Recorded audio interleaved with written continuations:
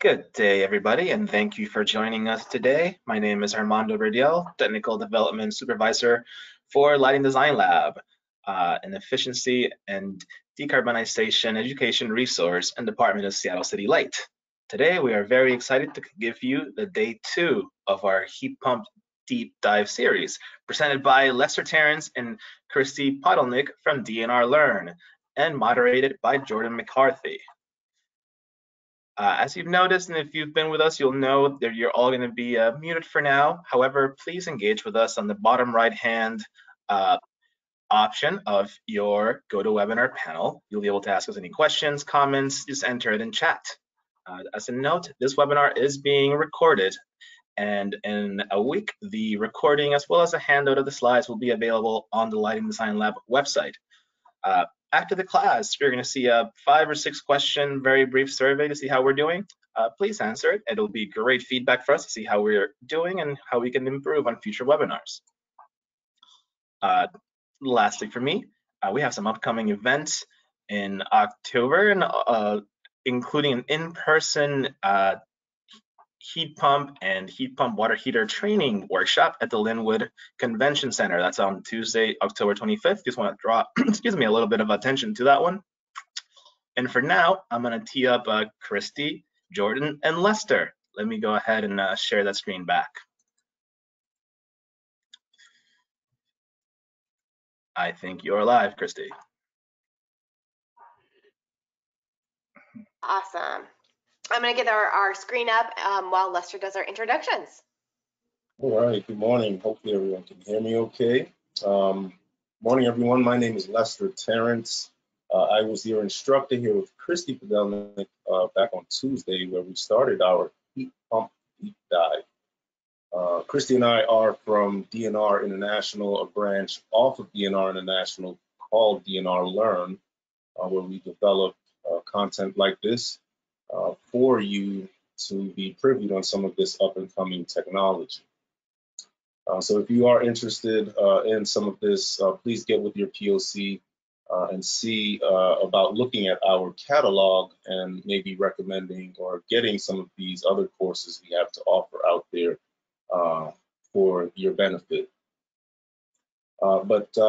Heat Pump Deep Dive, we went into the day 1 of Heat Pump Deep Dive back on Tuesday, and we are back here today to cover day 2 of the Heat Pump Deep Dive.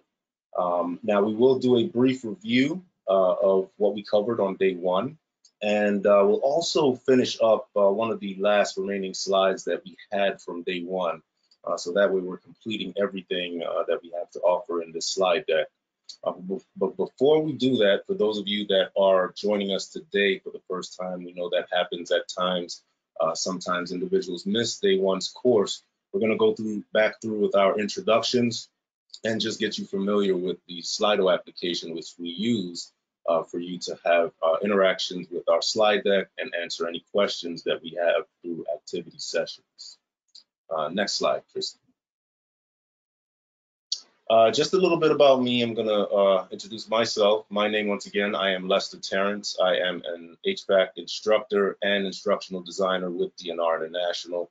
I have been in the field as a HVAC technician for over 20 years. I've earned my master HVAC license in the state of Virginia, and I've had the opportunity of working for the United States Air Force for 12 years and also the Department of State for an additional 7 as a subject matter expert working in the HVAC field.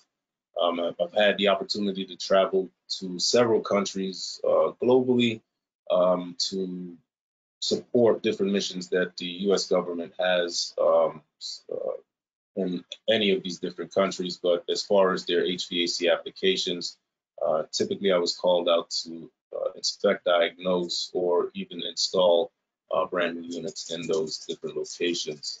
So I've had a great deal of experience in the HVAC world, and I'm just here now as an instructor with DNR trying to give back some of my experiences. So here I am. Next slide, we have Kristy up next. Yeah, I'm gonna turn my camera on too, just so you can see me for a second to know that I'm a hi, welcome back. It's good to see folks back from the first day from Tuesday joining us again. My name is Kristy, and I am the lead instructional design specialist working with commercial heat pump water heating systems, and then with a number of other technologies and buildings. The list that Armando just showed us of all those courses coming up, I was part of the team that helped build a lot of those, and I think they're really incredible courses, really great. So if you like how this one shakes out, I would definitely sign up for some of those because they're really, really cool, well designed, well instructed, like incredibly smart people teaching them as well, which is a great place to ask questions. So I am the instructional design team manager, but I've also been in education for something like 15 years. I'm a nationally board certified teacher, and my background is in science. And so I found myself in this role a couple years ago, working with a number of engineers on building technology. Today, I'm going to be speaking very specifically about commercial and residential heat pump water heating systems, which is where a lot of my experience lies. And so if you've seen a product out there on the market that's about those two topics, it's probably something that I have built or engineered or collaborated on with somebody. I'm excited to get going. How are you doing today, Lester? I'm doing good, doing good. I'm excited for the weekend. I've signed up for some new classes, so I'm a little amped up about that. Yeah. Well, let's get rolling. Yeah. So let's talk about our course overview for today, and also we'll talk a bit about what we touched on Tuesday when we got into our heat pump deep dive. But on Tuesday, we went into the what, hows, and whys of heat pumps and really dug into what these systems are, why we need them, and how efficient they are in their operation. Once we covered that, we dove a bit into the evolution of heat pump technology. I went into talking about the use of heat pump systems in the early 1900s and moved throughout time talking about its evolution and the different pieces of equipment that we could find heat pump systems attached to today. And following that, we were able to talk more about the heat pumps in different heating and cooling applications, some of the different available products, system component considerations, and also what we'll finish up today is talking about one of the essential code considerations when dealing with heat pump systems and HVAC applications. Now, like Kristy said, today she will be our lead and diving into the world of heat pumps, but through domestic hot water applications. So Tuesday we spoke more to heat pumps in the HVAC world, and today on day two, Kristy will be diving into heat pumps in the domestic hot water world, and that is a very interesting world, and I think you will enjoy today's session. Kristy will also be going into some of the available products, system components, and some of the essential considerations when talking about heat pumps and domestic hot water applications. I will take some time in that small bit of time at the close to the end of Kristy's session today to talk about essential code considerations when dealing with domestic hot water applications that have heat pump systems along with those domestic hot water applications. And we'll also, if we do have the time today, we'll talk about some case studies or go through some case studies to help you become familiar or see some of this technology in the field and read through how that technology has helped a specific company or some type of entity. Next slide, please. So today we will also be using slidoagain.com. Slido.com is a free application that we utilize to have sessions, interactive sessions with our attendees. During these sessions, you will have the opportunity to answer questions about any type of case studies you may have read, or if you've gone and visited some sort of virtual activity session.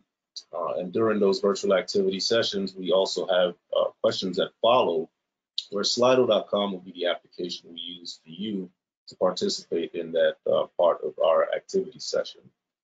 Once again, Slido.com is free, and you can use that knowing that none of your information is tracked. It is just for this session here and any other session that you may end up using when using these slides in the future, because you do have access to the slides once we get through today. But just know that it does not track any of your information. You will see in the top left-hand corner of the screen when we are on those Slido sessions a QR code that you can scan, which will give you access to the Slido activity sessions or polls, or you can go directly to slido.com and enter the event code heat pump. Next slide, please. So we have here on screen right now an introductory survey. We completed one of these on Tuesday, but we'll do it again today just so we can have anyone who was not present on Tuesday become familiar with the Slido.com polling app. So what we'll do here is, what do you think, Kristy? You think we should take some time here and go through this introductory survey? Yeah, and let's give everyone an opportunity to like open up a browser window or grab their device and scan the QR code. We really value your input, and so these check-ins are really important to us because they kind of set the stage for how we speak about the technology and what we go into once we're talking about the actual like content part of it. So we really appreciate when you let us know how you're doing for the day, what experiences you bring with you and questions you have. And then later along the way, we have some check-ins for like, you know, like how was your experience exploring this resource?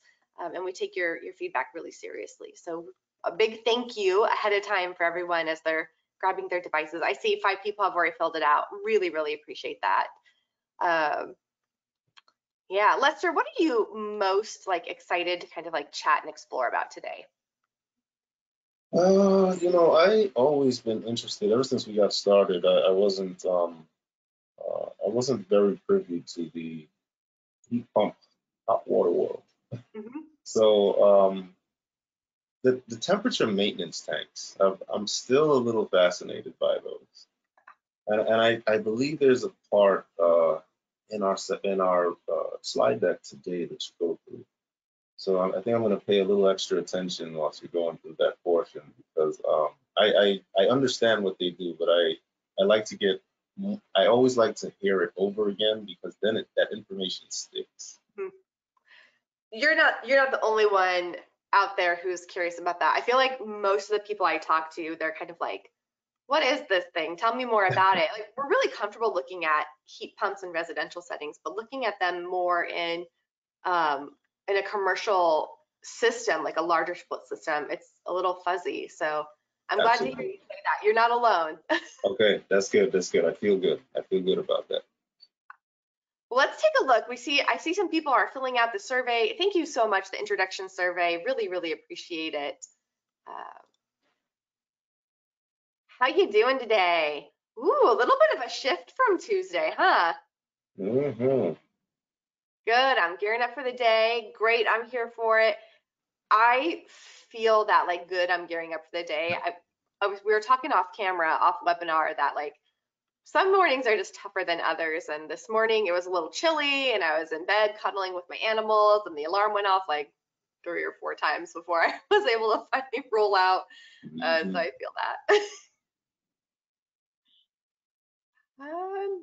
Help us get to know you better. What is your goal for today's session? I want to learn technical details about heat pump systems. Awesome. At 29% say I'm interested in learning about energy saving opportunities. New to the industry and looking for a lay of the land is a couple folks. Other, oh, interesting. Okay, lots of folks saying technical details. That's really good to know. We will I'll make sure to dive in a little bit more deeply into some of those as we talk about these systems. And then what questions do you bring with you today? Let's do a quick perusal. So our intent here is not to answer these right off the bat, but to make sure that somewhere over the course, somewhere over the course of this session, we are answering it. Now I'm gonna have to go back through. I got too eager with my button clicking. So what are the main challenges with heat pump water heater design and installation other than costs? I think we definitely tackle that. What do you think, Lester? Yeah, I think we handled that. We may even have a virtual session that covers that question very well. Yeah, I'm thinking probably closer towards the second hour of today's webinars, when you're going to get quite a few details on challenges and solutions for those challenges. I'm here to learn the DNR take on domestic heat pump water heaters. Is that what the D is? And get ideas on applications and installation best practices. Cool, we've got stuff for you.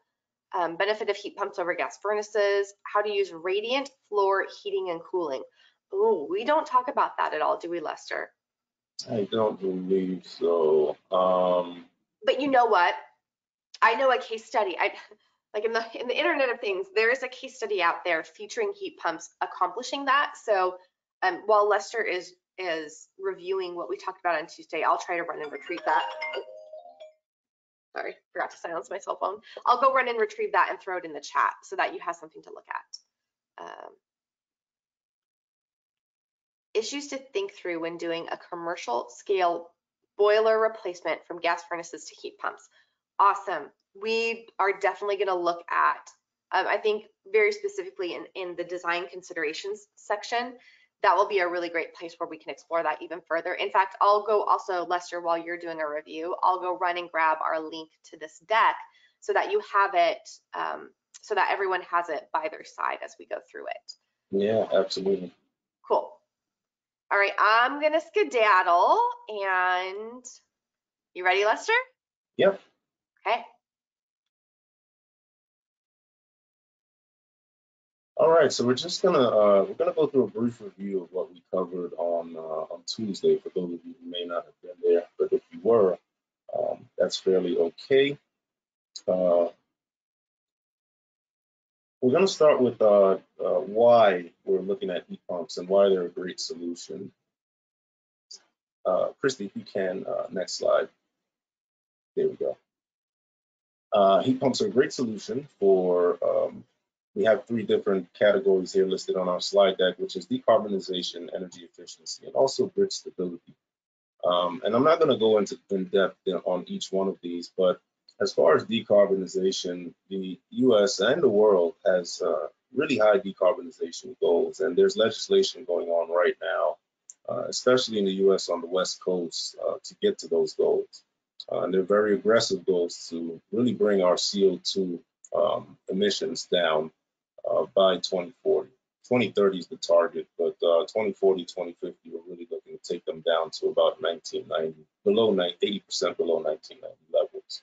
And then that's a pretty aggressive goal, but we're looking to do it, and we are doing that by implementing different technology, and heat pumps are part of that process.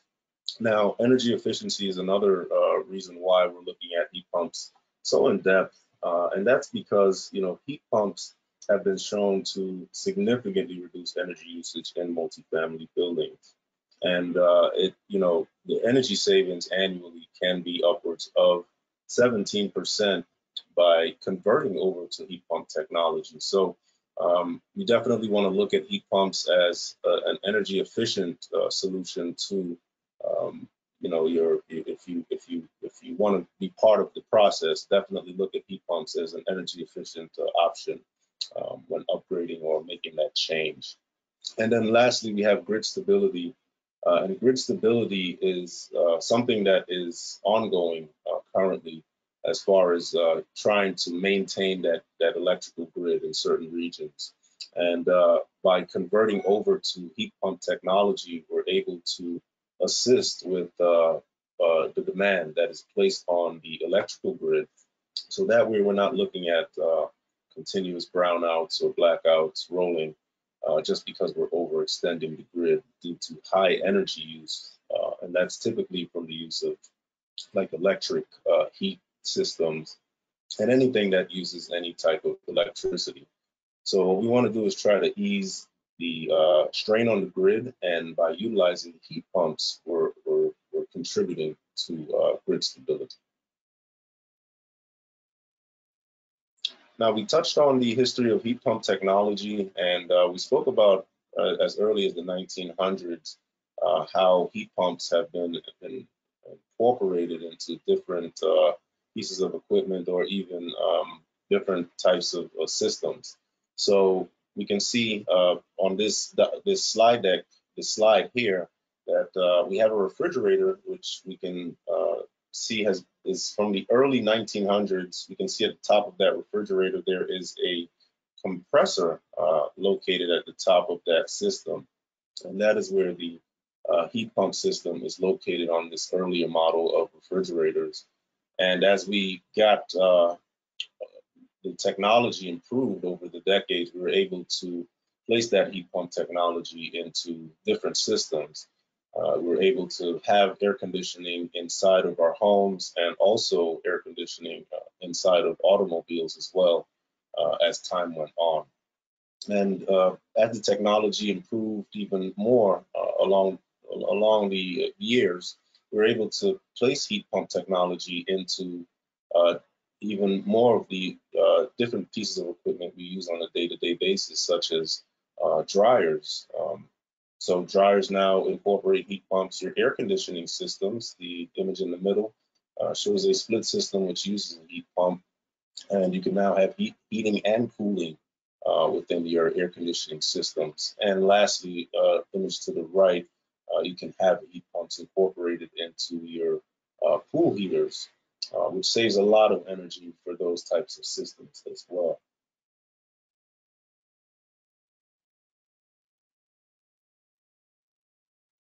Now, we did touch on the world of heat pumps when dealing with both the HVAC world and the domestic hot water world. And you do have some of the same equipment at times in each world, but it can be different. So in our HVAC world, we touched on mini splits, VRFs, and also monoblock systems. And we were able to discuss what each one of these systems were specific to themselves and what they offered as far as heating in the world of heat pumps on the HVAC side of the house. So our mini split systems consist of two components, an indoor and an outdoor system, and it's often ductless, very energy efficient. Our VRF systems, which stands for variable refrigerant flow, we went over that on Tuesday, a bit more in depth. But this offers greater solutions for larger facilities with more options. And then lastly, our monoblocks, which is a unitary system that contains all of the components which will provide us with both heating and cooling. And normally you find these systems located in hotels or extremely ritzy kind of setups. Over on the domestic hot water side of the house, you will find that we also have different components that are responsible for providing domestic hot water through heat pump technology. You have your integrated, your split, and your plug-and-play systems. Your integrated systems are similar to your monoblock systems, but these systems are self-contained and contains all the components required to create domestic hot water at a facility or some sort of a residence. Your split system typically consists of more equipment. The configuration is a little bit more expansive, but you can have more of a versatile use when you utilize these split systems in domestic hot water heat pump technology. And then lastly, your plug and play systems, typically you'll find a lot of these on your commercial applications. And it gives you the ability to expand by adding another side to the system or an additional component to the system in case your load increases inside of your facility. So if your load increases, you can increase your capacity of the system by just adding another system once the engineering has been done in order to supplement for that added load to the facility. We just got a question, Lester, and I think it was sent to me privately. So Jordan, I know you're out there too as a moderator, but this question is there a difference between VRF and variable speed drives or variable frequency drives? Absolutely. So variable refrigerant flow, that's something entirely on its own, and it's also dealing with a specific medium, which is refrigerant. And then when you speak to VFDs or you can call them a few different things: VFDs, VSDs, or even can't remember the last one, Kristy. I know we just kind of went through a course on Oh this yeah, one. adjustable speed drives was so. ASDs. Lester Yeah, and I just built this course about VFDs, VST, and all the different like lingo for the same thing.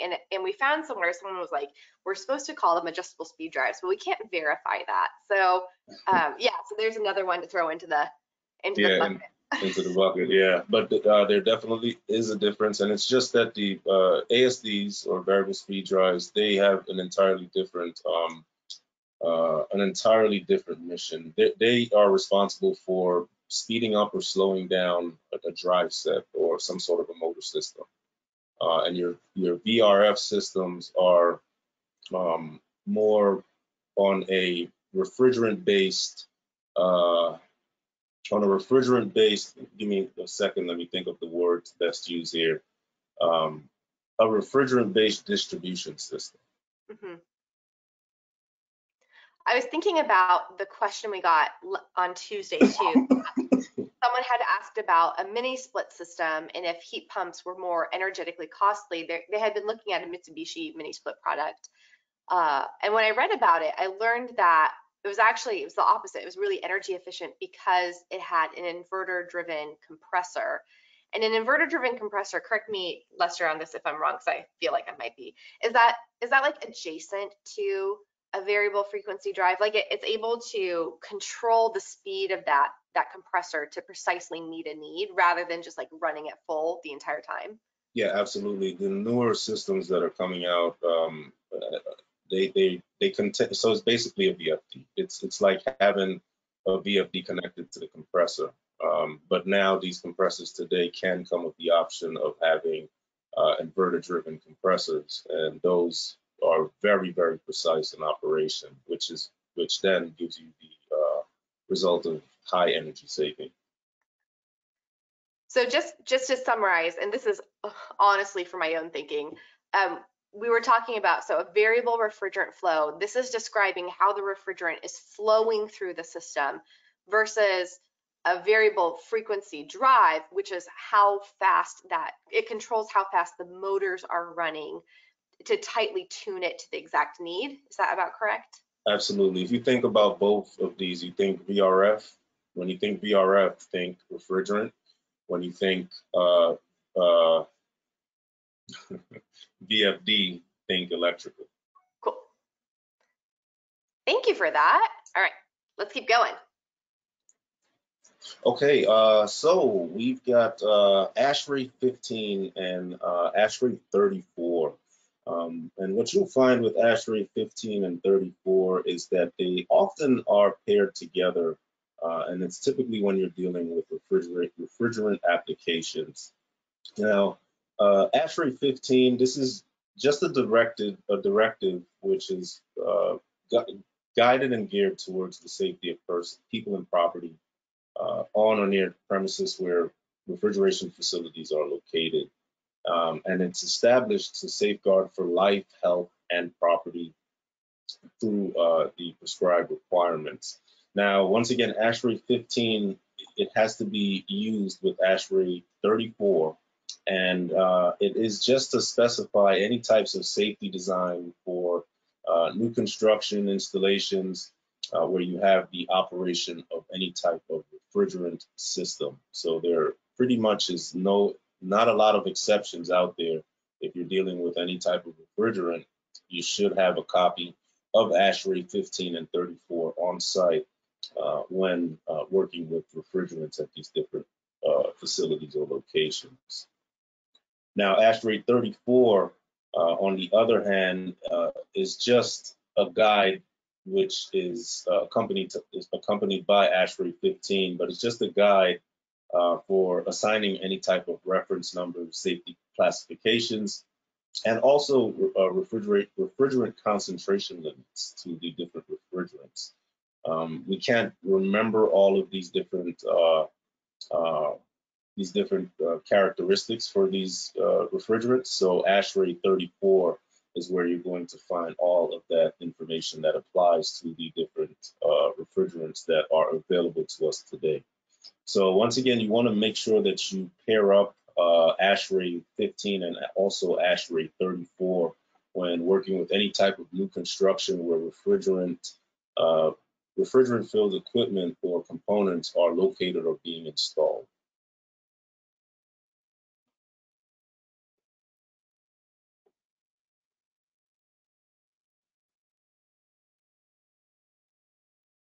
Okay, did I advance at the right time? Yes, you did. Okay, perfect.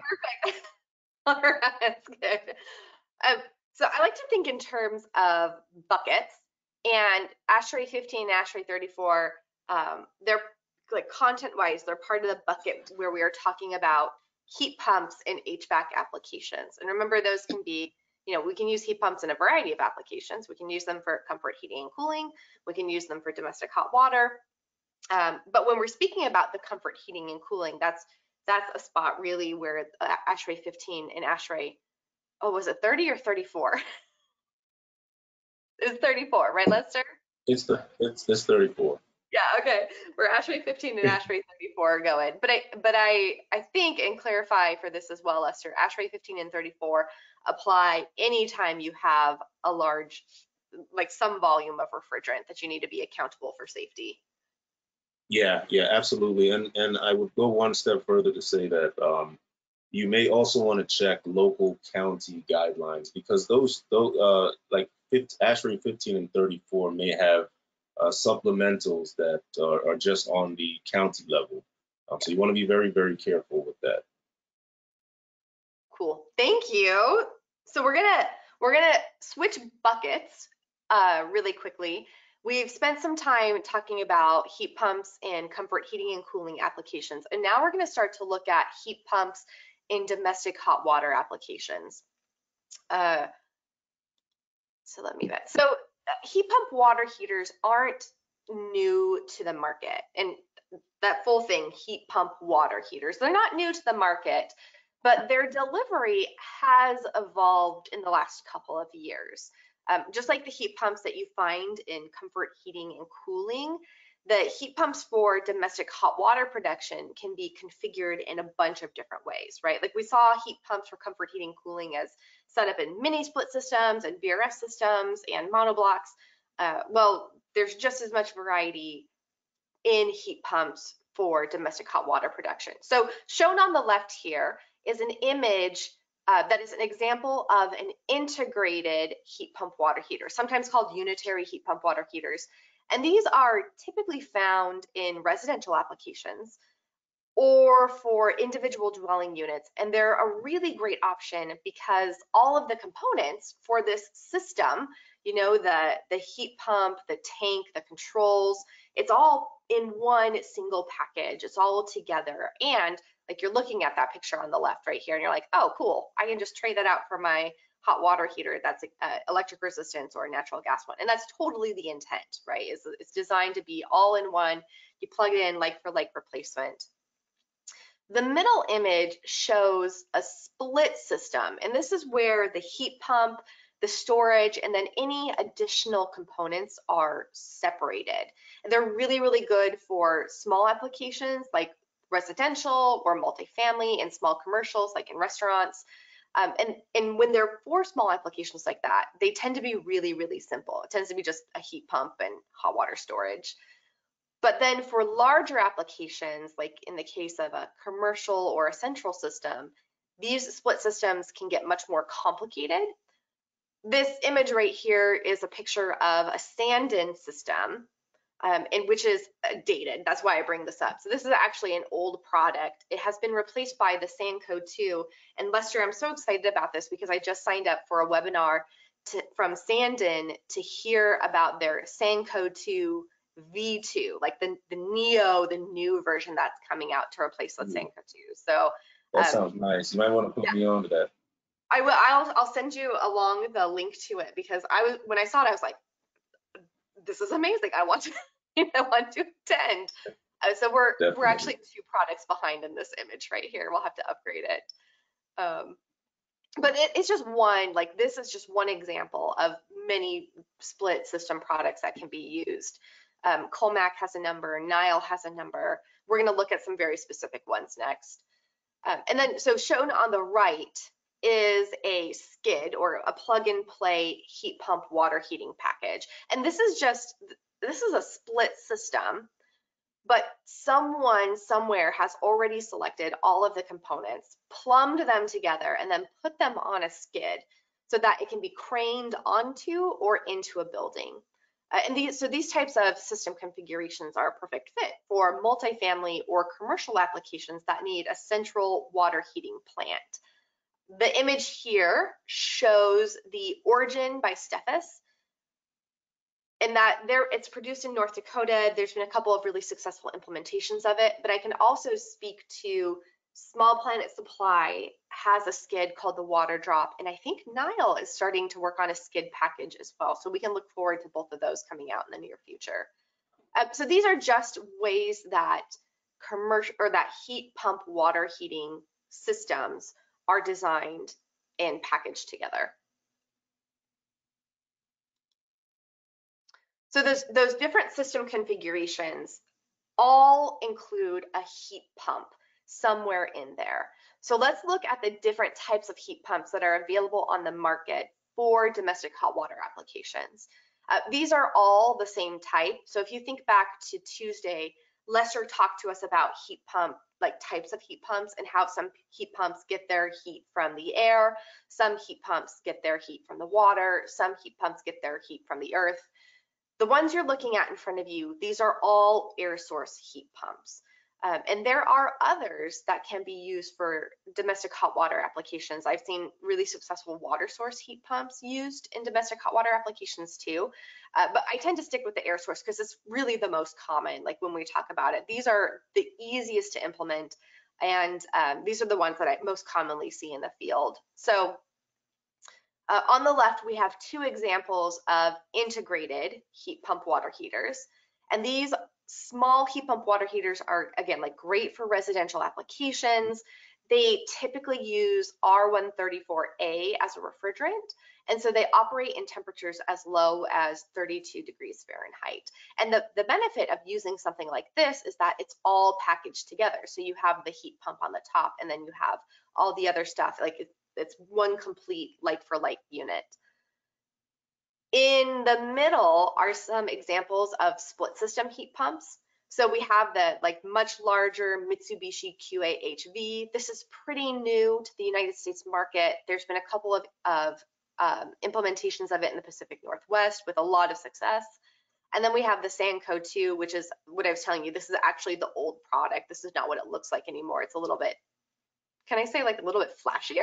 Do heat pumps get flashy? Because if they did, it's a little sassier than the Sanco 2. And they're grouped together here because both of these heat pumps use carbon dioxide as refrigerant, so R744. And it's kind of a big deal because it helps these, it makes it so these heat pumps can operate in temperatures as low as like -15 degrees Fahrenheit. So if you think back to like even less than a decade ago, we're looking at heat pump water heaters and we're thinking they can only really be applied to temperate climates.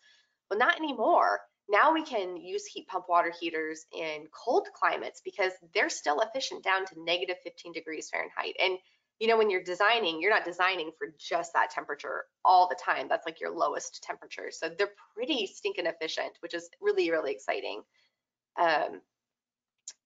And then over here on the right side are 2 examples of large capacity heat pumps that use refrigerant R134. So it's just like these, same refrigerant as these smaller ones.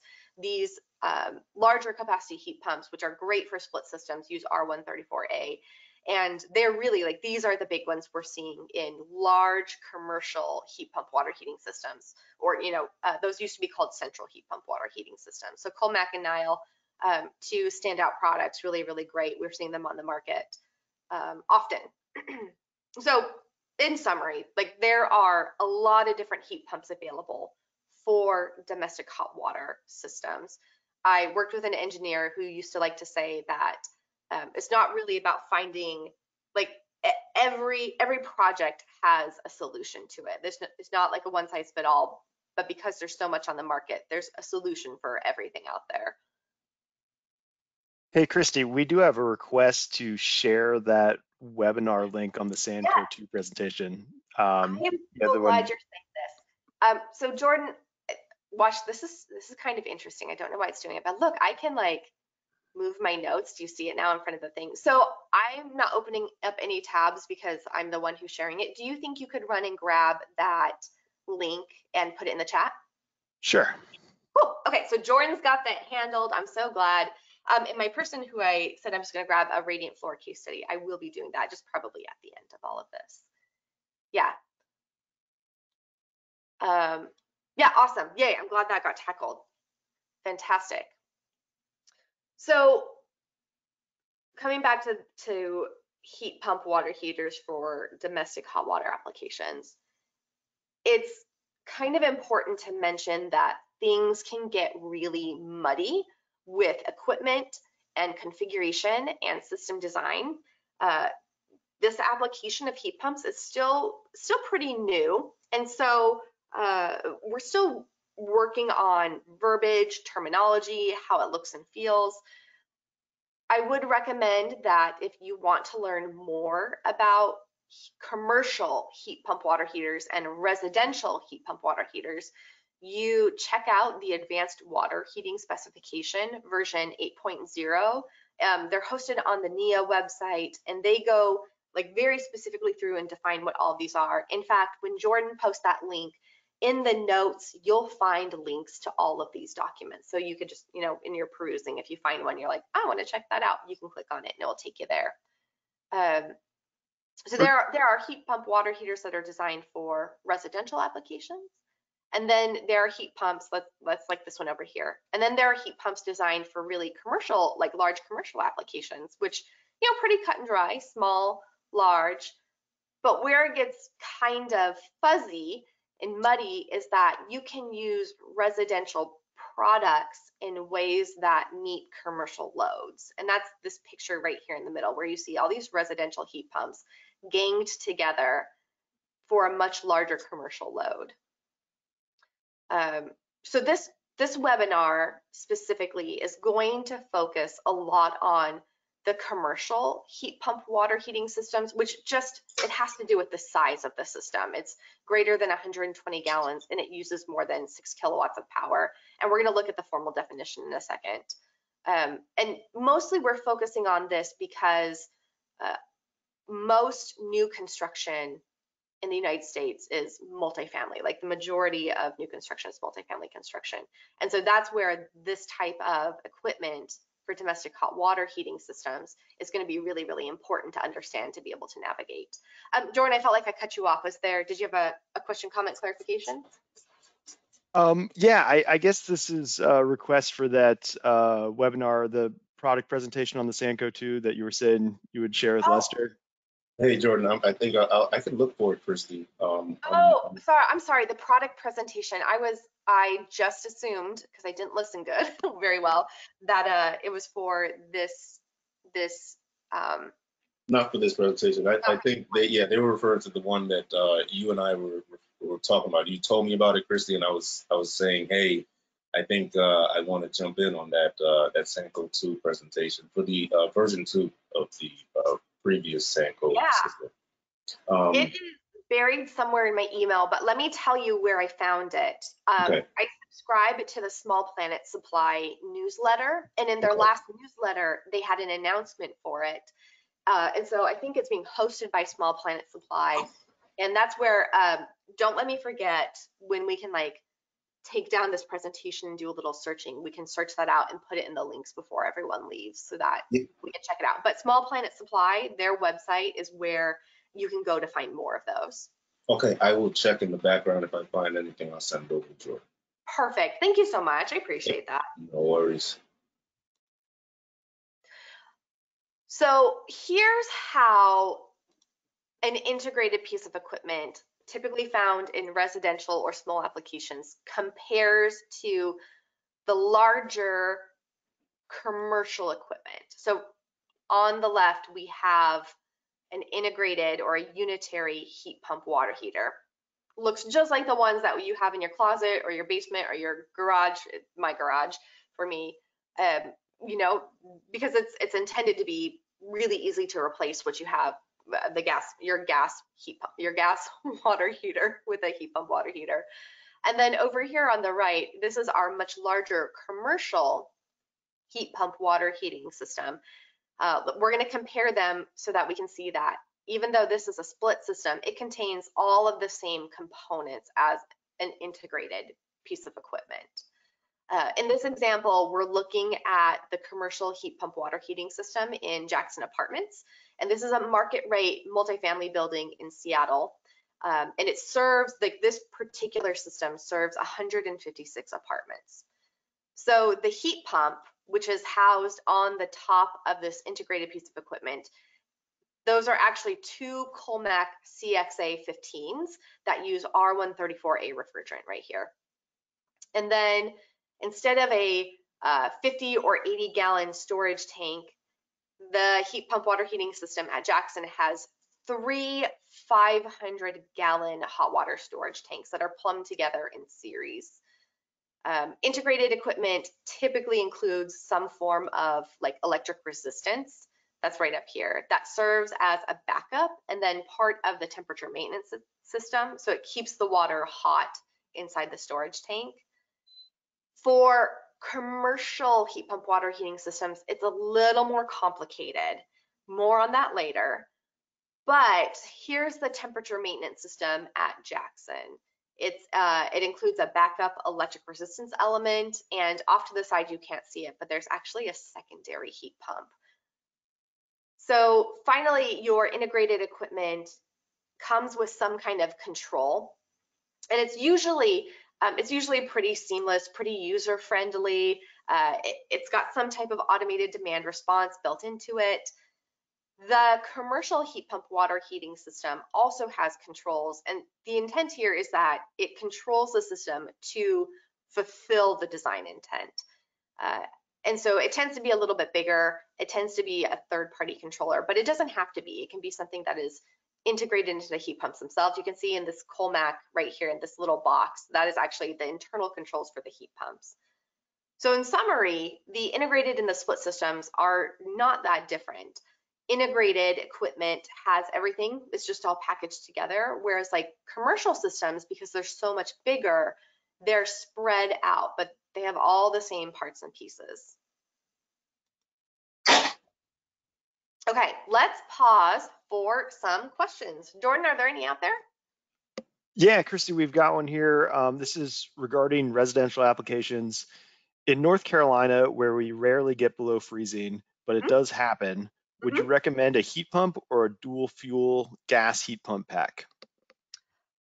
You know, I'm gonna giggle. I think moving into thinking about energy efficiency and decarbonization goals, I think it's proactive to look at just getting a heat pump. But I was just at a site where they had the opportunity to upgrade to a full heat pump system, and they actually decided to use a dual fuels package. And I asked them why, and they're like, well, it wasn't really about energy efficiency for us. It was about saving on the amount of propane we were using for heating. And we had to find like kind of that sweet spot between an electrified heat pump and backup propane where we're getting the most energy savings. So, you know, the steward in me is like, electrification is how we reach decarbonization goals. But then the realist in me who has to pay my mortgage bill and my electric bill and my gas bill is like, do what you need to do to get your person to implement it. Because sometimes it's about taking the steps forward and not taking that giant leap. You know, you do baby steps to get to that much larger picture down the road. So that wasn't very helpful. I would, you know, both are solutions and both have pros and cons. I can't speak specifically for North Carolina, but I can speak for California and Washington, where I say pretty soon we are going to start to see gas prices skyrocket, and we're going to start to see penalties for using gas rather than for electrification. And so I've spoken to some engineers who as they're designing for new construction, they aren't even thinking about including gas in that, because they know 5-10 years down the road, when that building is still there, if it's using gas, it's going to start being penalized significantly. So they're trying to get on the look ahead and say, we're just going to do get the electrification equipment in now, knowing that we're going to be in a really great spot a couple years down the road. Oh, and someone just mentioned that we'll see an increase in cold climate heat pump technology that will eventually not need a backup. Yeah, exactly. I feel like, Lester, we talked about this a little bit on Tuesday, but the heat pumps that we have now are not the same heat pumps we had 10, 15, 20 years ago, No. because we have new refrigerants. Yeah. So even, with the carbon dioxide refrigerant, that's able to take us down to some lower operating temperatures. Mm-hmm. And there are systems out there now that they're using in colder climate regions that are heat pumps that are being used without the backup auxiliary heat option. And that's becoming more and more. It's not a heavy practice in the field, but it has been tested, and it is out there. You will find individuals switching over to these systems, but it's not something that you will find in excess. But it will be more thoroughly introduced to a lot more of these colder regions. It's just more of an acceptance thing, just as I've heard in this conversation here about wanting to switch over. So yeah, it boils down to that ultimately.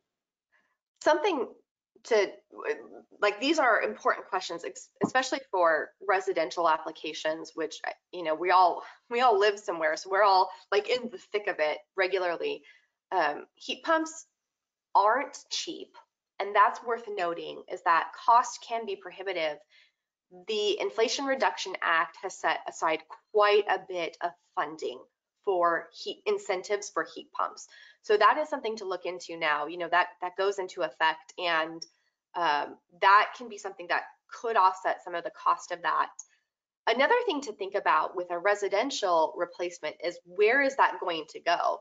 If you're going to put your heat pump in your garage, and that your garage is only going to get down to 35 degrees, that's the lowest it ever hits year round, and you don't really have anything to worry about. And if you put it inside in your in a closet, then the house is going to get as cool as 50 degrees maybe. So that heat pump is not going to be operating at really, really low temperatures. Plus, if it's inside, you get free air conditioning, or the heat pump water heater. Let me be very specific, the heat pump water heater.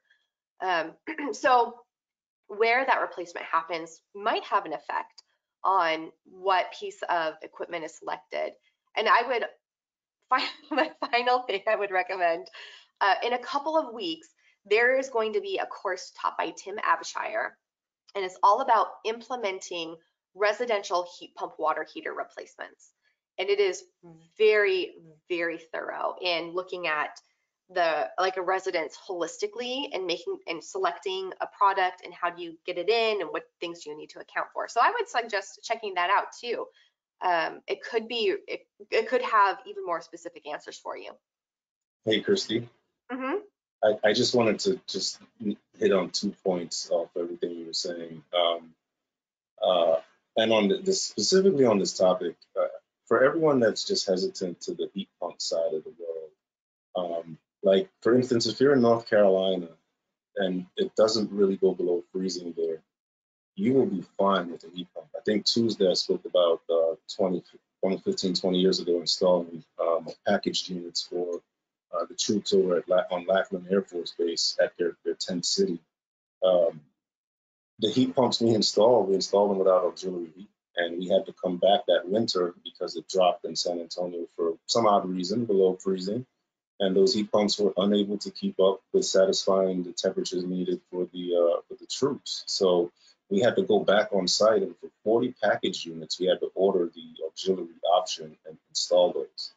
And we were able to heat the tents a lot better than just with the heat pump. But today, Even with these new heat pump water heaters, if you're living in, you know, a southern state where it doesn't really get too cold, I would absolutely advocate for heat pump water heaters, especially because those systems, due to the technology and the refrigerants that they're using, make them very energy efficient, and also will help you save on your monthly bill. So if it's something that you're thinking about, me as a professional, a contractor here in the Northeast region, I would recommend it. But then again, like Kristy says, it has a lot to deal with your specific situation and what it is that you're looking for. So yeah, just wanted to touch on that, Kristy. Yeah, it's awesome. And I think we're at a place right now where we're gonna start to look at some of the commercial system components, so a little bit bigger. And this is actually a perfect moment. That question was a great resting place. This is a great segue, and the timing is just about spot on. I think we can take a break, spend some time like using the bathroom, getting your second cup of coffee, maybe third, maybe fourth.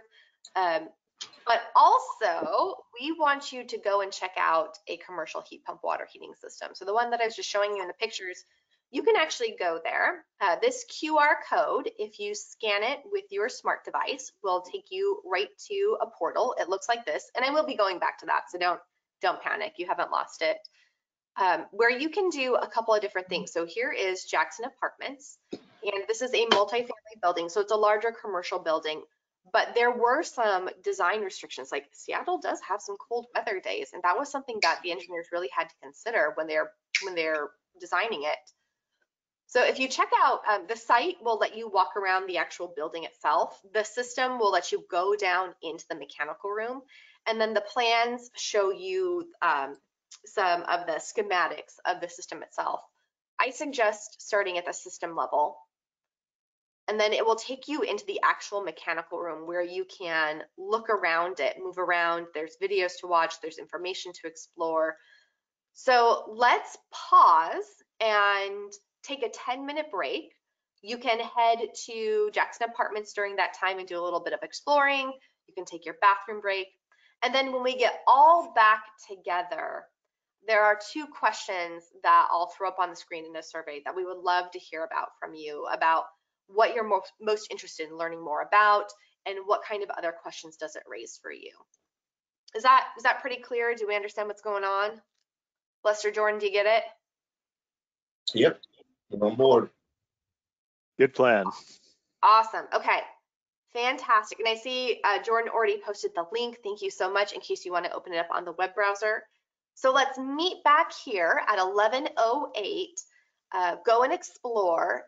About 5 minutes in, I'll switch over to the survey. That way you can start to fill out the questions if you want to, or if you want to use the time to continue exploring, you can do that as well. Okay, I will see you all at 11:08.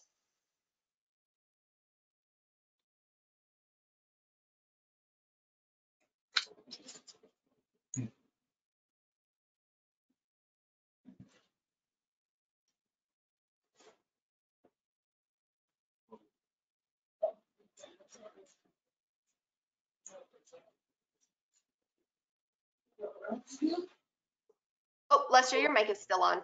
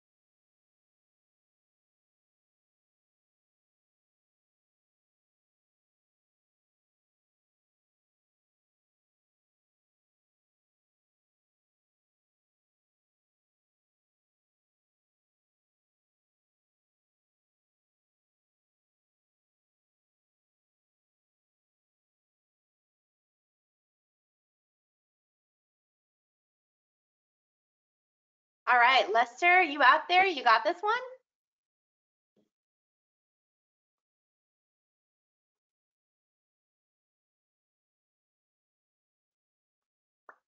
Hey, Kristy. Hey. All right. So we are getting ready to review the catch and release and Yep. take a look at what we were able to see during the virtual tour. Yeah, and some really good news for a couple of things that have developed in the last 10 minutes.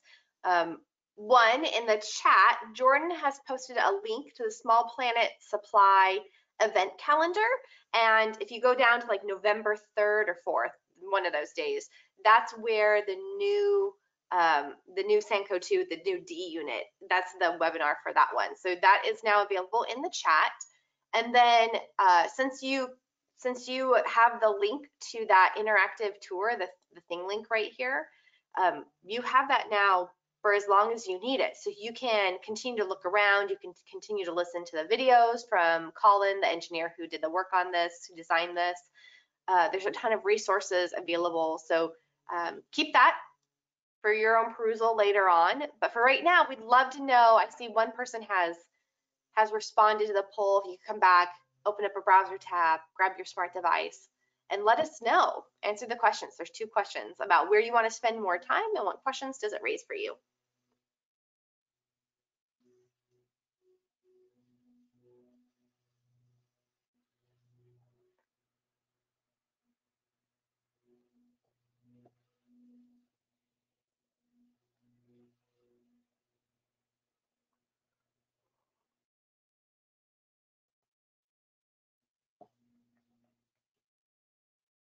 Nice. I see people participating. Thank you so much. All right, Lester, you ready to go to the first question? Let's go.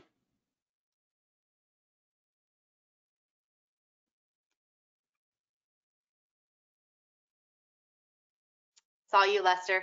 All right. Which commercial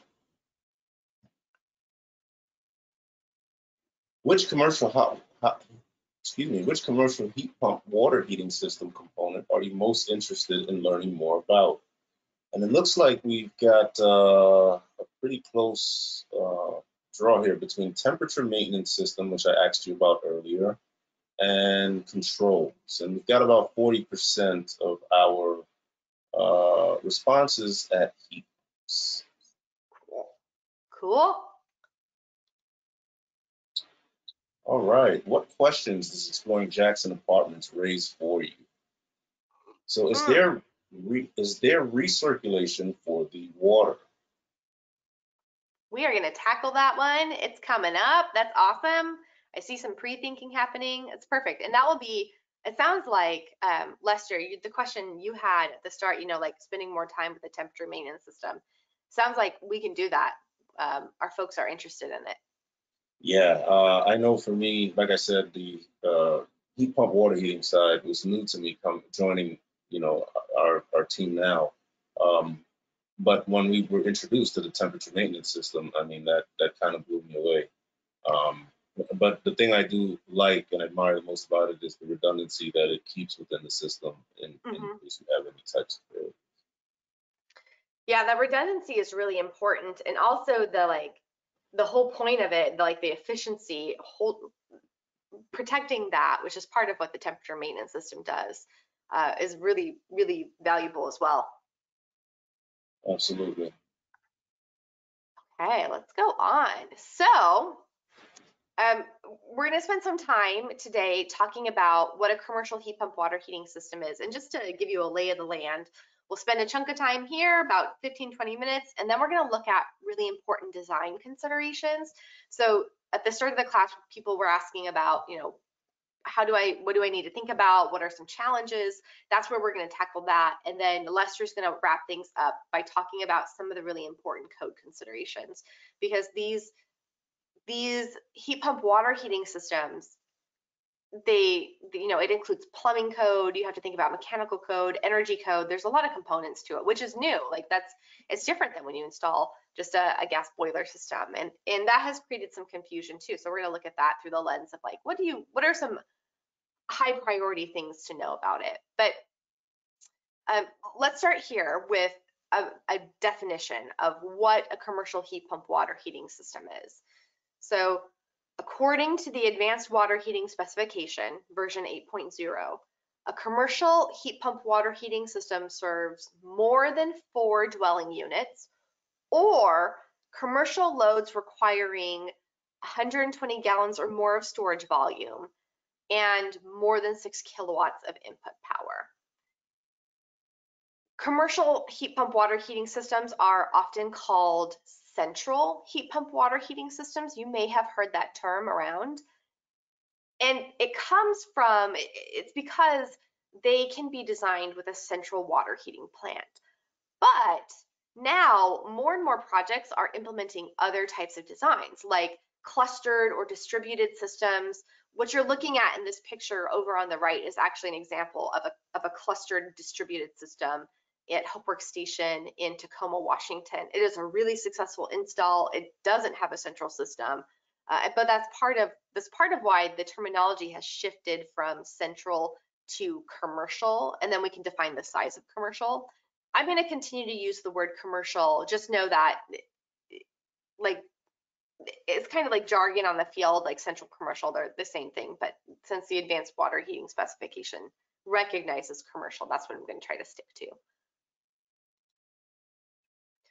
So a commercial heat pump water heating system typically needs 4 components for successful implementation in domestic hot water production. There's the primary heat pumps, there are the primary hot water storage, there is the temperature maintenance system, and then there are the controls. And I'm going to speak a little bit to each of these, and then I'm going to spend a lot more time speaking about the temperature maintenance system, because when you look at this, you're like, cool, heat pump, hot water storage, control the system. So why do we have this second thing over here? Like, what's the deal with that? And there's a reason for it. So we'll look at that. So your heat pump, whether it's the primary heat pump or it's working in a temperature maintenance system, it's essentially the engine of the entire system. Cold city water enters the heat pumps at about 60 degrees Fahrenheit. It's lifted to upwards of 140 degrees Fahrenheit. And those heat pumps can do that in either a single pass, so it goes the water goes through the heat pump once, or it can do it over multiple passes. It just keeps cycling through, which is what you're seeing over on this side right here. For commercial heat pump water heating systems, the data shows that single pass heat pumps work best, last the longest, and offer the most energy savings. So those primary heat pumps need to be single pass heat pumps. And we've already explored a couple of different products, and here they are again, like the Sanko 2, Colmac, Mitsubishi, Nile, all great single pass or multi-pass heat pumps. They can be configured a couple of different ways. So the second component you need in a really effective system is the primary storage. And I'm going to just put it out there, like, heat pumps are not boilers. They take longer to heat water. You know, boilers, you increase your capacity because it's like an instantaneous heat. But with heat pumps, it's actually the opposite. And I'll speak a little bit more to this later as we think about design considerations.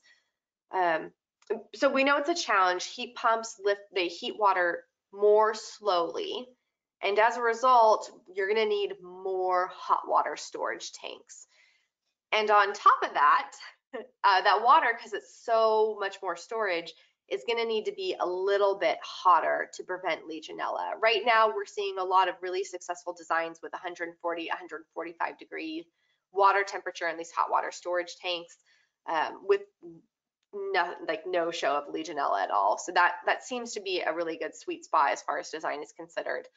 The primary storage tanks can be plumbed together in series, like what you're seeing in this picture right here, or they can be plumbed together in parallel. Just depends on the engineer who's designing it. And one of the benefits of having such large storage that's plumbed together is that these essentially become a thermal battery for a system. So your heat pump is constantly heating that water and dumping it into this hot water storage tank. And ideally those storage tanks are sized so that you can accommodate peak load, like in the morning when everyone's taking a shower. But then after that happens, they recharge and they just kind of sit there full of all this hot water, which is a great opportunity for automated demand response, for load shifting, for like basically holding on to something and cycling down the heat pumps, because you've got all that thermal storage right here, their battery, which is really exciting. So the next part that I'm going to speak to is the temperature maintenance system. And this is something that is unique to commercial heat pump water heating systems. The primary heat pump is responsible for the initial temperature lift. So it takes that cold city water and heats it up to 140 degrees. And then when a call for hot water occurs, the hot water moves out of the primary storage tanks. It's tempered in a mixing valve, right? They can't send 145 degree water out into a faucet. That's so dangerous. So we temper it in a mixing valve, and then it starts, circulating so that the taps farthest away from the plant still have hot water in a reasonable amount of time. But while that hot water is circulating through the distribution piping, it loses heat. It just does it naturally. And by the time it returns to the central system, it's cooled enough to cause some problems. So this temperature maintenance system is a secondary system designed to manage that warm water that's returning from the distribution system, the distribution piping. And it can be designed a couple different ways. Right now, you're looking at an in parallel dedicated storage tank and multi-pass heat pump configuration. But you can also use a swing tank, so just a single tank with an electric resistance element as well. And the details of those configurations are outlined pretty clearly in the Advanced Water Heating Specification version 8.0. So definitely worth checking out there after this webinar finishes and wraps up. The last part of a really, really effective commercial heat pump water heating system is the controls. Ultimately, the equipment communicates through the controls to fulfill the design intent. And there are different levels of controls that can accomplish this, including the internal controls on the heat pump or third-party controls like what you're seeing in this picture right here. The complexity of the system is pretty dependent on the complexity of this system. So however you set up your controls is kind of going to depend on how this system is set up. Unlike natural gas systems, commercial heat pump water heating systems have a couple of pieces of equipment that need to be cycled on at certain times, like they need to coordinate their function in order to produce hot water. And so that's where the controls really, really come in, is they are that piece of equipment in my head, I'm thinking of an orchestra and the maestro at the front of it, who's like, they're coordinating the entire orchestra of equipment. And on top of it, they are really important for communicating alarms and alerts and events. So let's dive into this temperature maintenance system conundrum, right? Like the primary heat pump, primary storage totally makes sense. A control system to make sure they're working the right way also makes sense.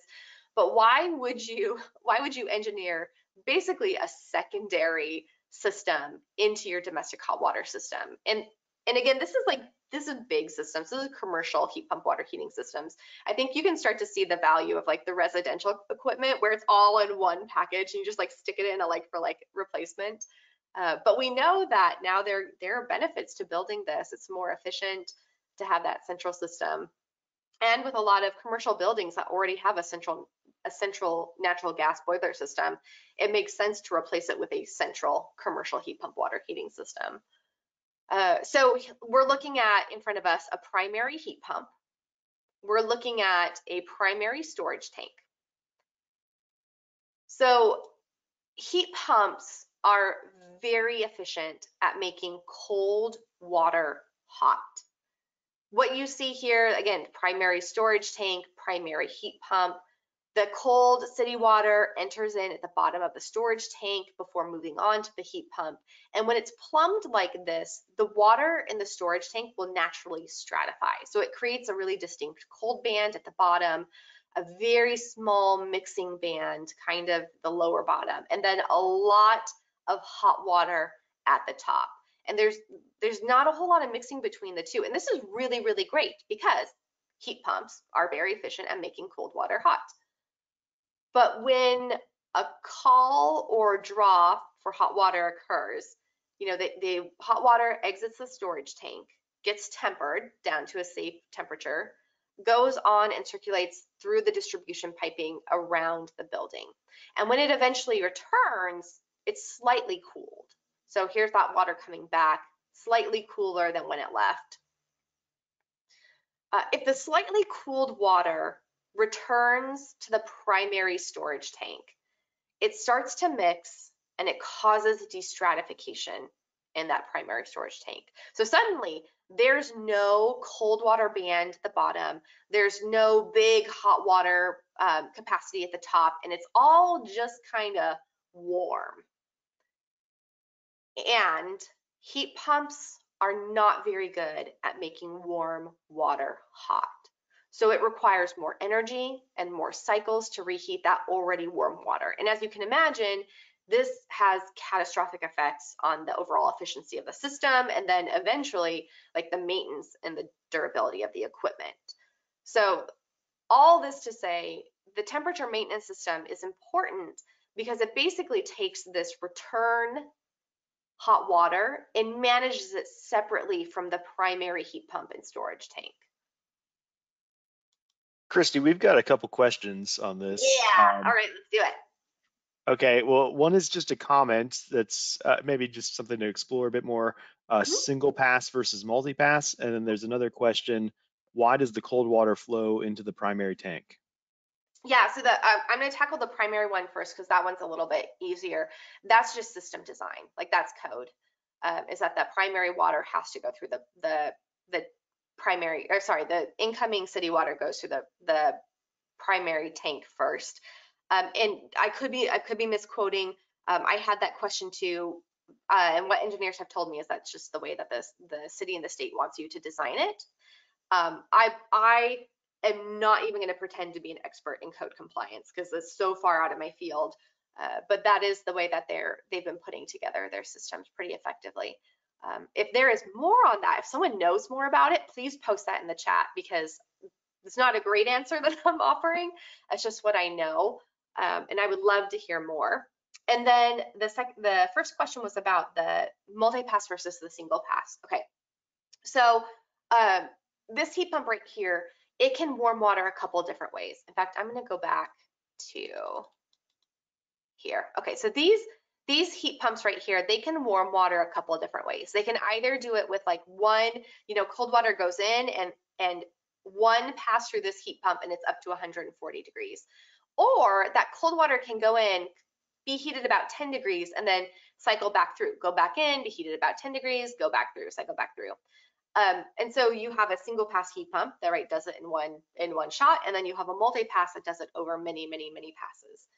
So the data and the studies have shown that primary heat pumps, like you get the most energy efficiency when they are single pass.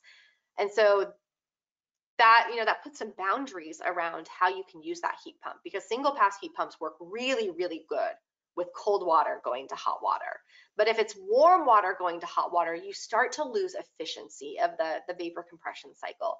And every heat pump you look at has graphs showing this. Like the engineers have done the work, the testing to show where is the, like as the temperature of incoming water goes up, how much efficiency are you losing as the temperature of the water leaving it decreases, where you're losing efficiency. So we know that there's kind of a sweet spot for these single pass heat pumps. Multi-pass heat pumps though, you know, they take water in and they lift it 10 degrees and then they do it again and then they do it again. So eventually you could take 60 degree water and lift it to 140 degrees in 8 or 9 passes. Takes more energy, and they don't like cold water because of that, you know, because it takes so much more energy to lift it. So multi-pass heat pumps are really good at taking warm water and bringing it up a couple of degrees to get it to hot water. And so like here we have a primary heat pumps over here that are single pass, our primary storage which holds our hot water, and then here it goes out into the distribution piping and it comes back a little bit cool, like 10 to 15 degrees cooler. So a multi-pass heat pump is a great tool for a temperature maintenance system because that water returns, not piping hot. It's, you know, it's warm, but it's not hot. And a multi-pass heat pump will take that and lift it right back up to the high temperature. And that's how it likes to function. You know, it just takes a couple of passes to get there. So that's the difference in like single pass and multi-pass. I mean, in the number of passes, but also in how they can be used really strategically to achieve hot water. Did that answer the question, you think? Yeah, I feel like that was a good exploration of the topic. And there's also a comment, maybe responding to the second question. Having cold city water entering the bottom of the primary storage tank creates good stratification. Yeah, it definitely does. And so this is, as you learn more about these systems, understanding how that primary storage tank system functions, the nuances in that make or break the system, honestly. Like the primary storage tank, whether they're in series or they're plumbed together, like they have to be really finely tooled and dialed in. Otherwise, the system it won't work very well, and your heat pumps will overcycle or undercycle. So the stratification is a hugely important part. I downplayed a little bit here. The more you learn about it, the more you'll start to see like those little nuances have a big effect in energy efficiency. But that is part of it too. Like pull that cold water in and create that stratification. Absolutely. Thank you to whoever shared that. Okay, so here's what I want to do. I want to look at this in action together. Like you went and you explored it, you checked it out, and you can open this on your web browser too. You don't have to follow along with me if you want to, you know, drive the boat here. But I wanted to go back to Jackson and actually look at the system in action and go through and just talk about like, here's what this looks like and here's what this looks like. So here we have our two primary heat pumps. These are single pass. They're Podelnyk CXA15s. They use R134A as a refrigerant. And these are the two pieces of equipment that are doing the major lift. So they're taking in cold city water at about 60 degrees and they're heating it to about 140 degrees. And then they dump that water. You can see here's all their like piping, a labyrinth of pipes. They dump that water into these primary storage tanks, 3 500-gallon tanks, and they are plumbed in series. You can see just like that. So these primary storage tanks are holding all that hot water that the heat pumps are constantly generating. And then, so someone turns a faucet on, or it's 8 a.m. and everyone's taking a shower, that water exits these primary storage tanks. It goes through a mixing valve. That's what we're seeing right over here is a thermostatic mixing valve. Goes around, circulates around the building, and then when it comes back, that returning water gets dumped into this tank. This tank is part of the temperature maintenance system. So it does have an electric resistance element on it as a backup. That's not the like main intent of it here because it's pretty inefficient to use electric resistance when compared to heat pump water heaters. So we have this tank and it's actually plumbed. There is a heat pump right outside the door. So that temperature maintenance tank pushes the water into that. It's a multi-pass heat pump. It lifts it back up to that 140 degrees and then dumps it back into that temperature maintenance tank right here. And then if there's any lift left over that needs to happen, the electric resistance element can engage to return it to its like 140, 145 degrees. Now, if you're wondering like, why is that heat pump outside of the room? There's a story behind that. The engineers designed this system and then they designed it to a specific multi-pass heat pump, and Podelnyk then launched their next round, like the next newest thing. And so it had different specifications, it had different needs, different venting and space requirements. And so it ended up just being a little part out here beyond this gated area, just next to the wall right here, so that it can get adequate airflow. And the last piece that I'm going to show you is right around this corner. So here's again our primary heat pump, and it has internally it has its own controls to tell it to cycle on, to tell it to cycle off, to tell it how hot to lift the water. But over right behind it is the control panel, the third-party control panel that is telling the heat pumps when to cycle on. It's keeping track of how charged the primary hot water storage tanks are, so it knows when to turn the heat pumps on and when to turn them off. And it's tracking how much, what the temperature, returning temperature is in the temperature maintenance system to turn that heat pump on and off. So it can get pretty complex.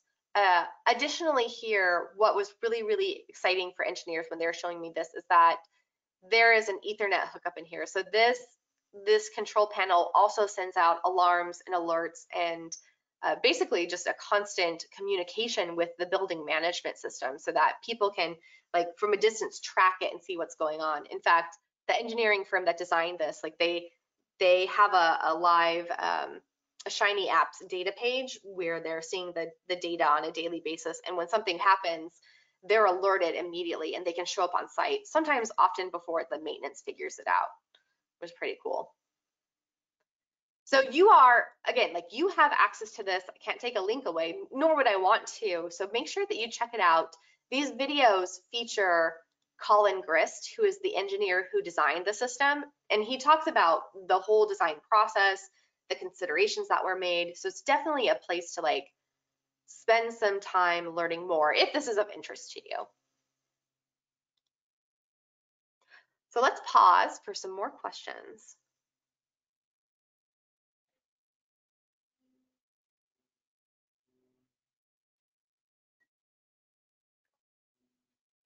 Are there any out there, Jordan?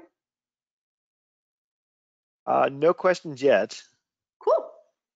All right, I'm going to spend about 10 more minutes talking, and then I'm going to hand it off to Lester just to give you some audio texture. And let's look at some really important design considerations. And this is for residential and this is for commercial heat pump water heaters. So there are 4 things that I think are really worth, I mean, you know, with a system, there's lots more than 4 things, but there are 4 things that we really should attend to that I think are really valuable and worth the space of talking about here. And just like heat pumps that are used for comfort heating and cooling, heat pumps for domestic hot water applications work best when you're thinking about things like capacity and footprint and refrigerant and air buffer zone. And we've talked a little bit about these like leading up to this. I have mentioned them, but now I'm going to actually dive in a little bit deeper.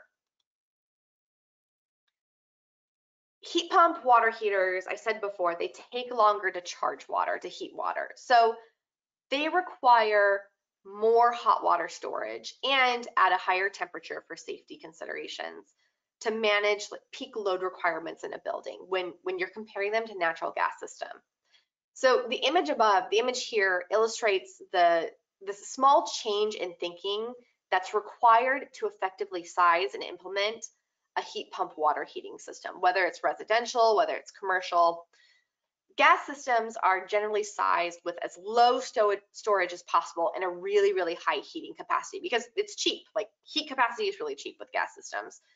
So they heat really quickly, and there's no point in sacrificing that storage space when it's really not necessary. Here's where you got to flip your thinking about commercial heat pump water heating systems or residential heat pump water heating systems. They're opposite. So they need to be sized with a very, like, the lowest heat capacity because that's the most expensive part. And then lots and lots of water storage. It's cheaper to have more storage than it is to increase that heat pump capacity. I hope that checks out.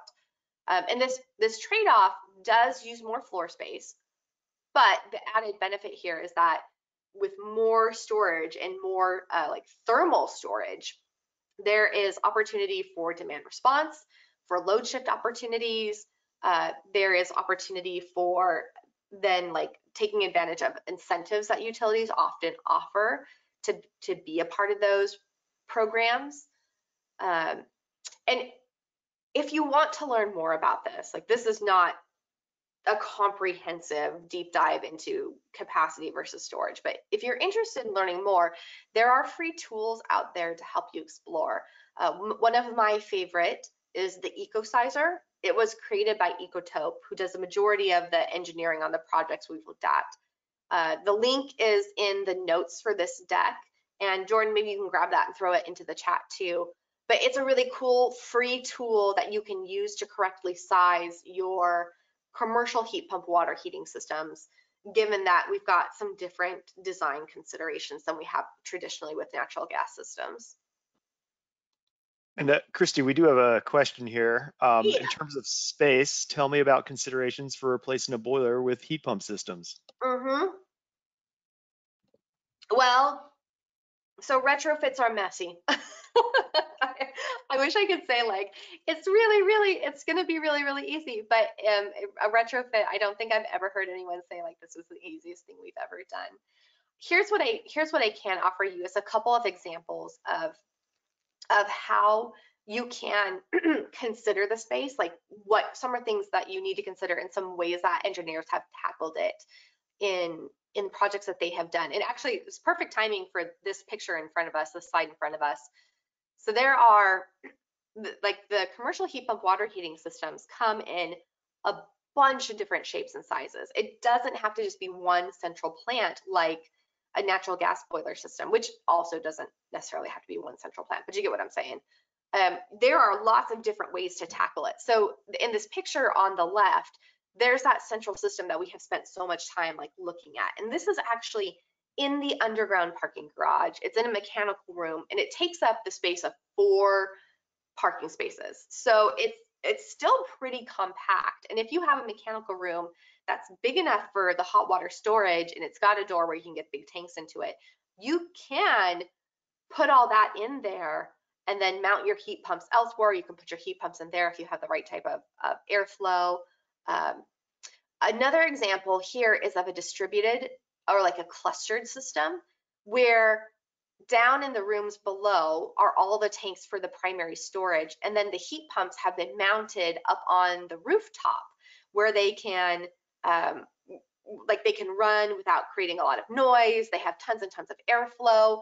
These are the Sanco 2 heat pumps, so they operate in temperatures as low as -15 degrees Fahrenheit, which is perfect for, this is in Washington, this is in Tacoma, so perfect for those design specifications.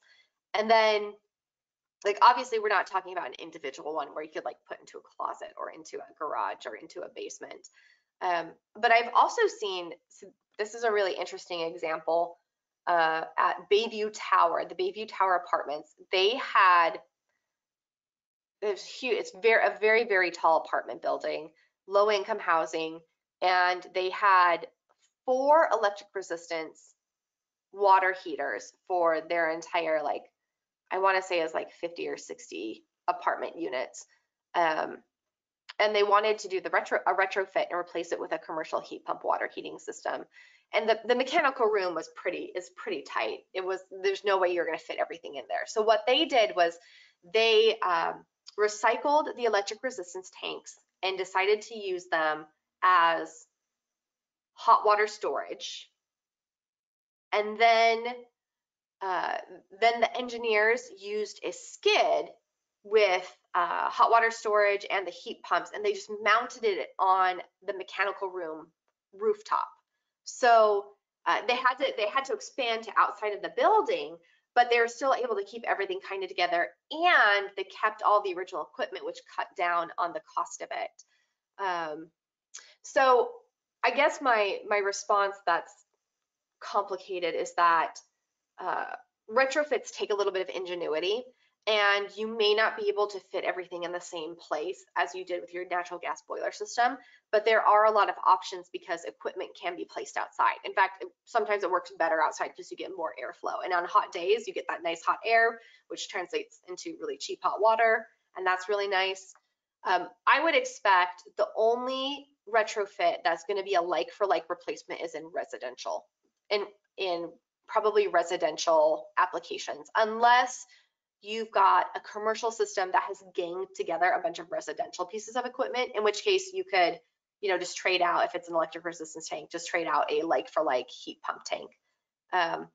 But space is not a limiting factor. It is definitely an important factor, but there are a bunch of solutions out there that people have done. I've even seen, and I thought this was really cool. I saw a building take out the entire gas boiler system, and they just moved all the heat pump stuff up to the rooftop. They created like a solarium for it, and they mounted the heat pumps on top of the solarium and then the hot water storage.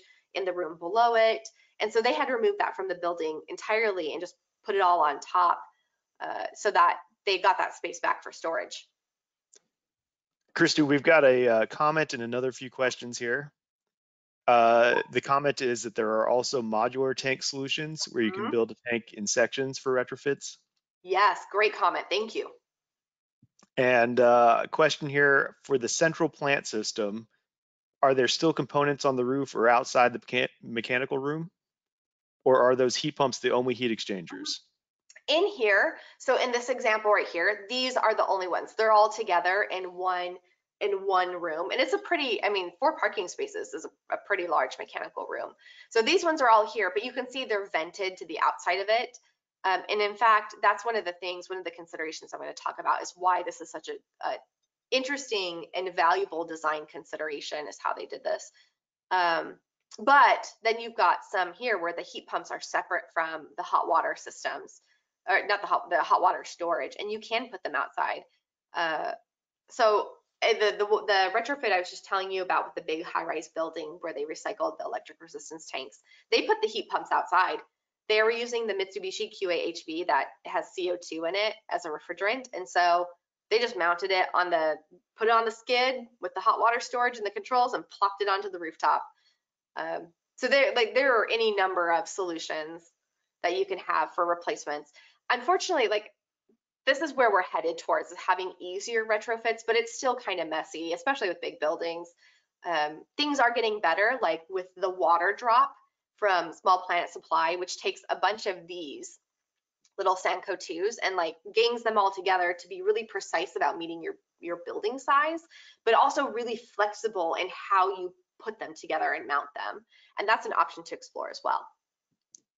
And one more follow-up question. How cold does the mechanical room get due to the heat exchange? Okay, so I'm going to skip ahead for just a second because that's a great question. So that central system we were just looking at takes advantage of something called an air buffer zone. And this is a really interesting design feature of a couple of commercial heat pump water heating systems in Seattle, because we know it gets cold in the winter. It's not freezing. We're not talking about -25 for 3 months consecutively, but we are talking about hovering around the freezing temperature. And we know that certain refrigerants function better at certain temperatures. So if you're going to use a heat pump that has a refrigerant like R134A or R410A, those work best at 32 degrees and above. That's really where you're going to get the peak efficiency. And any lower, you're not going to get hot water out of them very efficiently. It's going to be tough.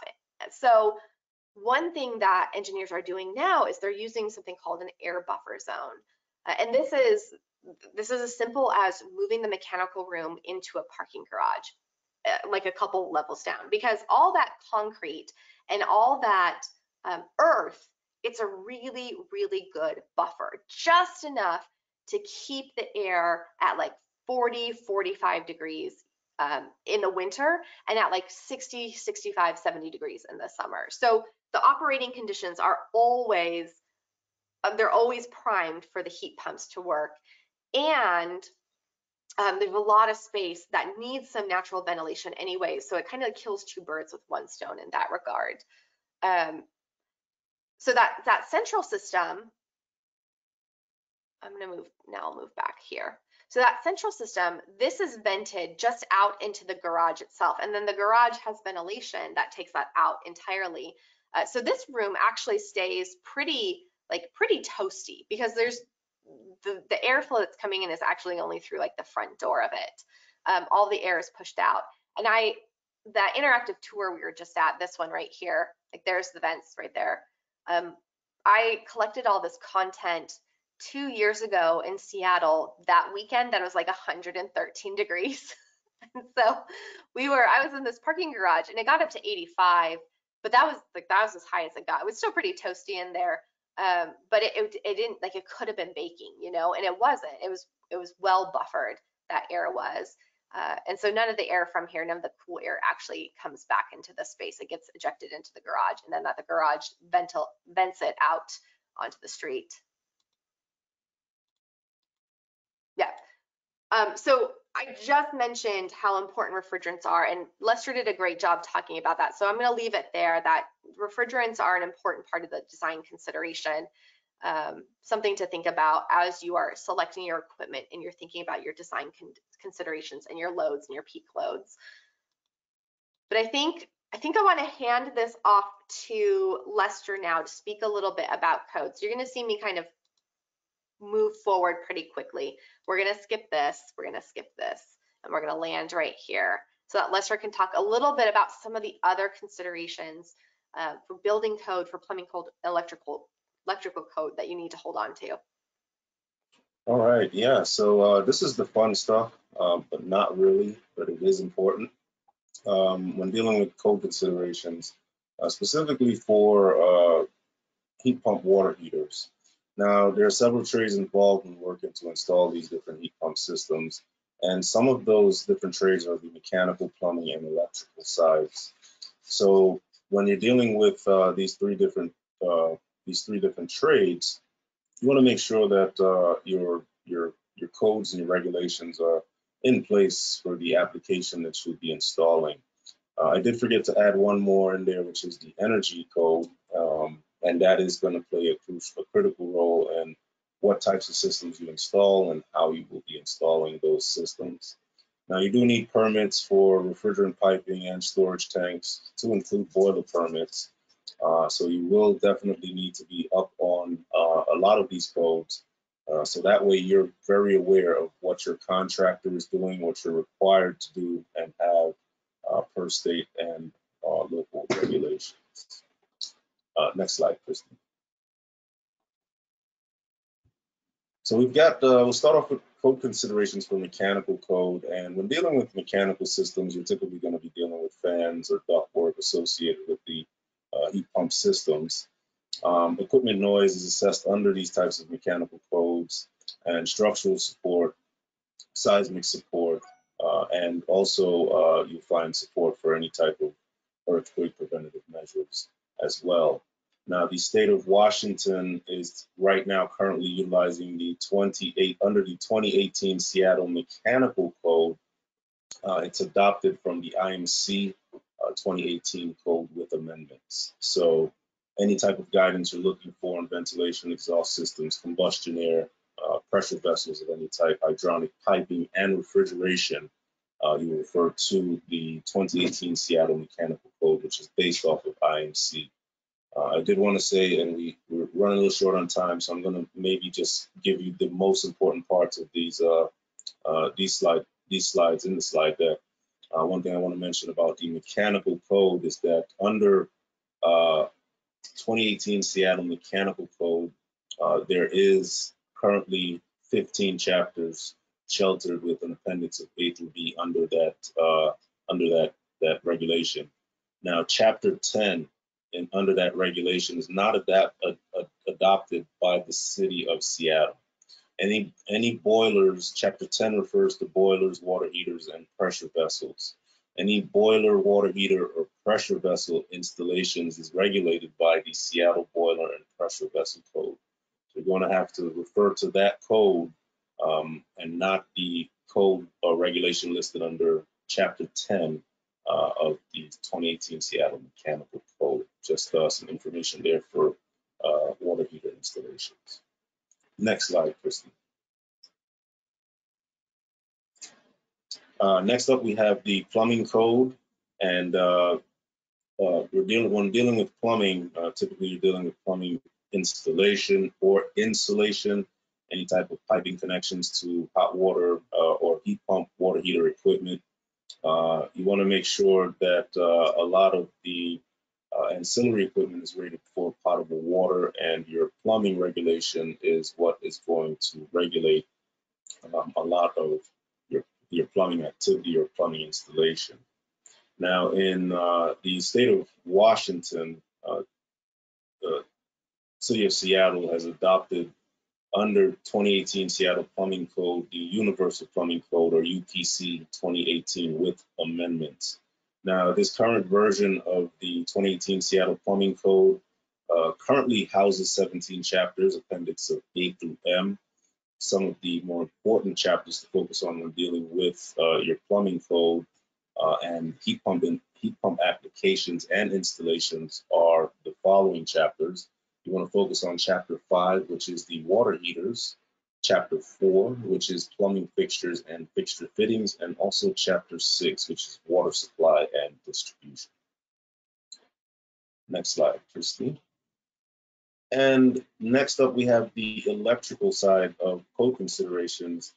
And when you're dealing with your electrical components, it's pretty straightforward. Any type of systems that deal with any type of electrical component, you want to make sure that you are following your electrical code guidance. And the state of Washington in the city of Seattle has adopted the 2020 Seattle Electrical Code. Under the 2020 Seattle Electrical Code, it's been the code that has been adopted to work that 2020 Seattle Electrical Code is NFPA 70 or NEC, which is the National Electric Code. But it looks like they are using the 2020 version or edition of that. And now your NEC or NFPA 70 is the standard for safe installation and maintenance of any type of electrical wiring and also electrical equipment. Now, this current version houses 9 chapters and appendix of A through J, and some of the more focus areas you want to stay informed of when dealing with NEC and heat pump water heater applications is chapter 2, wiring and protection, chapter 4, equipment for general use. This is where you'll find your standards and requirements for heaters, and chapter 3, your wiring methods and materials. Next slide, Kristy. And then lastly, you have your code considerations for energy. And, this is something that is becoming more implemented in new construction as time goes on. It's already in California, it's already in Washington State, but you'll start to see this slowly move across the country. But the state of Seattle, city of Seattle has adopted IECC, International Energy Conservation Code from 2018 with amendments. And this pretty much regulates the state building energy efficiency requirements for residential and non-residential buildings, including all newly constructed projects. And this contains both residential and commercial provisions. So under each subject, so under residential, you're going to have 6 chapters and appendix A through E. And under commercial provisions, you will have 6 chapters and appendix A through E, giving you all the information that is required for building energy efficiency requirements. So I know that was pretty brief and a pretty quick run through, but what you do want to remember is that you have 4 different trades that you want to stay focused on when working with commercial heat pump water heaters and regulations. I just want to state that not only are these regulations that you want to stay ahead of as far as IMC 2018 UPC, NFP or NEC, or even IECC, but you also want to make sure that you are aware of any type of local or city regulations that could affect the installation or upgrade of your facility or site when dealing with commercial heat pump water heating systems, or even on the residential side. Now that we know that California and Washington State are now tightening their legislation on residential units as well. So yes, stay ahead of your regulations, and you should not have too many issues. But if you are behind, my recommendation is to always contact a local contractor who is very familiar with these different codes and regulations and have them explain it to you more thoroughly.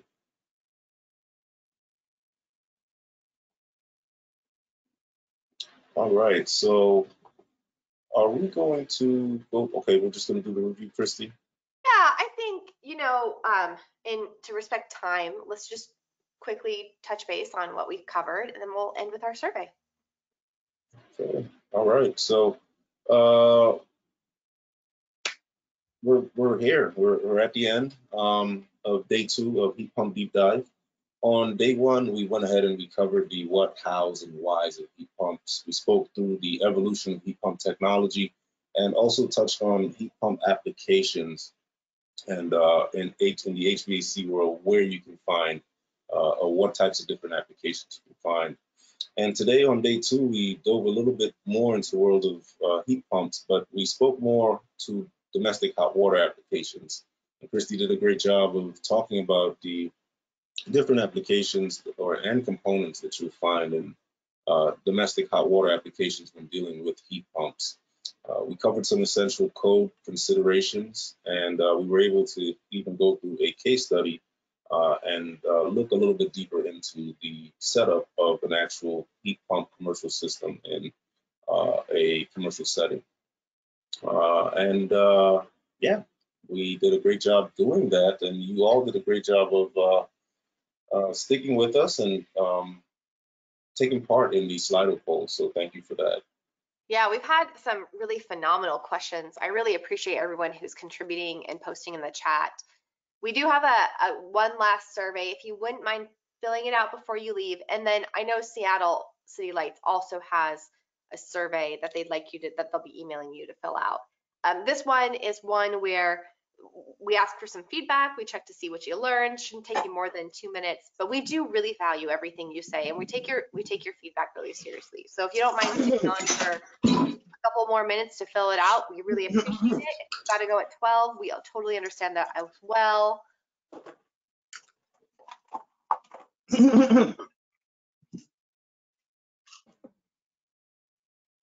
So there's a comment and another question in the chat here, if we want to field those while people are doing the survey.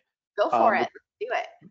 The comment is someone wanted to chime in that 2021 Washington State Energy Code will require at least 50% of domestic hot water load to be met by heat pump water heaters. Nice. Awesome. Thank you for that. We really appreciate it. It's hard to stay on top of everything. So we rely on people who like have their fingers in the pies to help us with it. So thank you for that. And then this question, are there systems on the market that intelligently forecast building domestic hot water demand and can recharge the tanks at hours of the day that would optimize the efficiency of the heat pump water heaters? Is the additional storage capacity needed for this scheme prohibitively costly? That is a complicated question, and I would start with saying that there have been studies done with residential equipment, especially that have all these controls integrated into it to accomplish those things. And the studies found that, yep, they can do it. so there's stuff out there for residential. It is in development for commercial. The most sophisticated control system I've seen is at the Bayview Towers with the Mitsubishi, the Origin by Steffes skid. And that was specifically designed working with the utility to be able to do some of that. So there are ongoing studies right now to see how that's working. So it's in progress. The utilities are really excited because that thermal storage has such potential for load shifting, for demand response, for taking advantage of when we have peak renewable energy versus when everybody's on the grid at the end of the day. I would recommend, so Ecotope has a really robust library of papers that they have collaborated on exploring a lot of these things, and that's where I spend a lot of my time learning about it. So I would definitely recommend checking that out to learn even more. Thanks, Kristy. Yeah. Any other questions?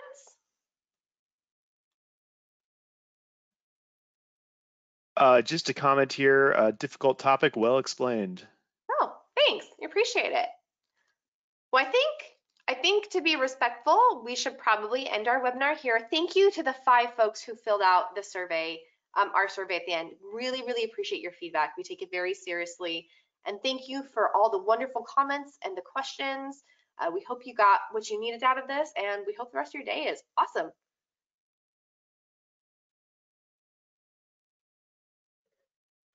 Anything you want to add, Lester, Jordan?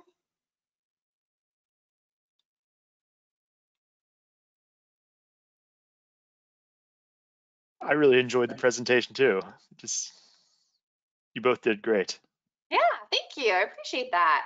Thank Well, if you don't mind, I'm going to hop off because I have a meeting starting right now, like many people here, and just another thank you to everyone.